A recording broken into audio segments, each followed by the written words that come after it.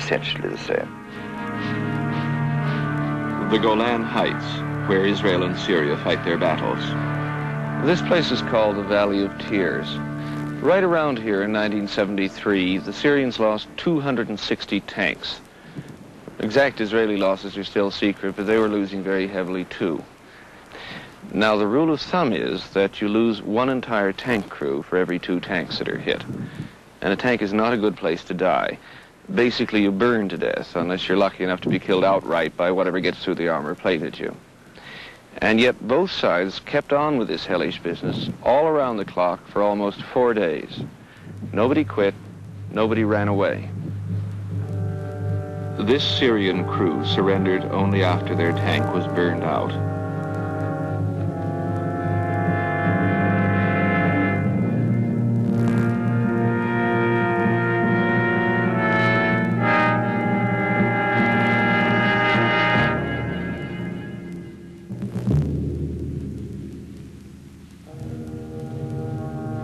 Persuading men to keep going until they are killed or horribly hurt is the key to military success. It always has been. The great secret about military strategy is that there are no secrets about strategy. Any competent soldier can look at the Golan Heights or anywhere else and tell you everything there is to know about the place, militarily speaking, in a few hundred well-chosen words. If you're Syrian, you want to head westwards towards Israel, then you take that route or you take that route. If you're Israeli and you want to stop them, then you make your stand there or there. No secrets, very few surprises. Yet no soldier can tell you how the battle will actually come out. Making the plans is easy enough. Making them work amidst the chaos and destruction and fear of a real battle is very difficult. Can you tell me how a battle works? Well, in my opinion, a battle never works. It never works according to plan. That's what I mean. General Dan Lanner commanded the Israeli forces on the southern half of the Golan Heights during the 1973 war. Yes, that's right, but the plan is only a common base for changes. Because it's very important it be common. Everybody should know the plan, so you can change easily. But the modern battle is very fluid, and you have to make your decisions very fast, and mostly not according to the original plan. But at least everybody knows where you're coming from. And where you're going to, more or less. But getting there is never certain. General Yossi Ben Hanan commanded a tank brigade on the Golan Heights in 1973. On the 6th day of the war, with only 8 tanks left, he got behind the Syrian front line. And once we arrived to the rear, we took positions, and all the positions were very exposed. And we opened fire, and for about 20 minutes we destroyed whoever we could see, because we were in a great position there. I decided to charge and try to get that hill, but I had to leave some tanks in cover, and I charged with 6 tanks. They opened fire from the flank with anti-tank missiles, and in a matter of seconds, 3 out of the 6 tanks were blown up. There was a big explosion in my tank. I blew out of the tank. I was left there for a couple of hours. And also, the whole attack was a mistake. Yes, I think so.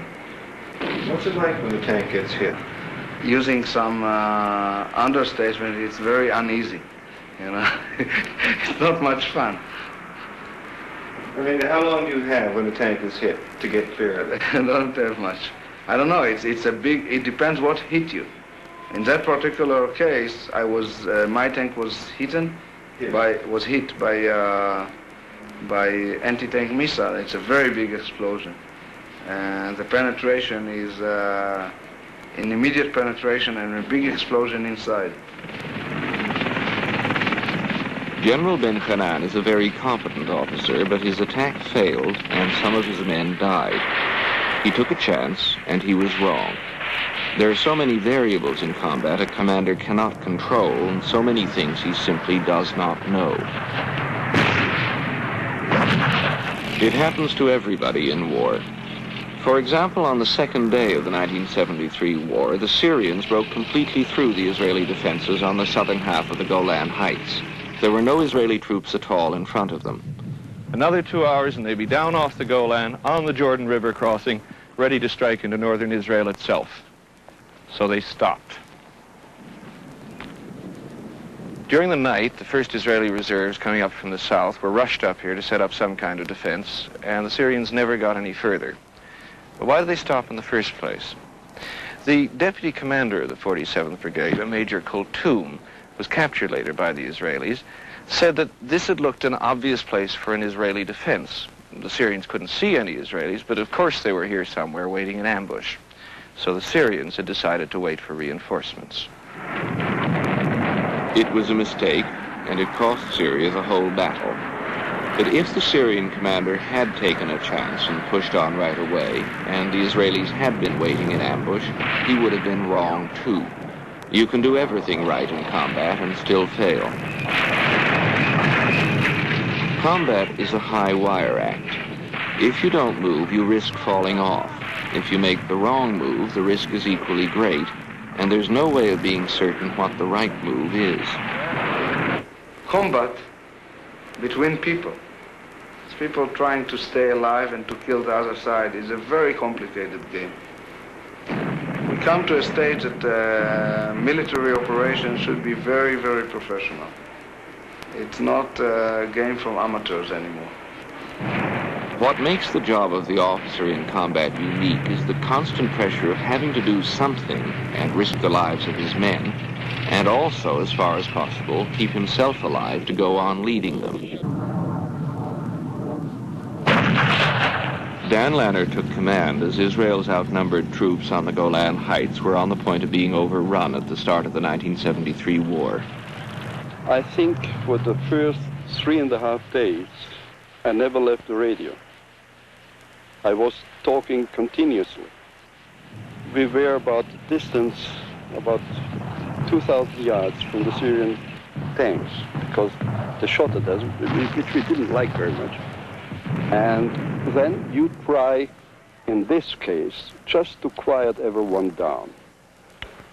Stay where you are, hold on as long as you can, and we will sort the thing out.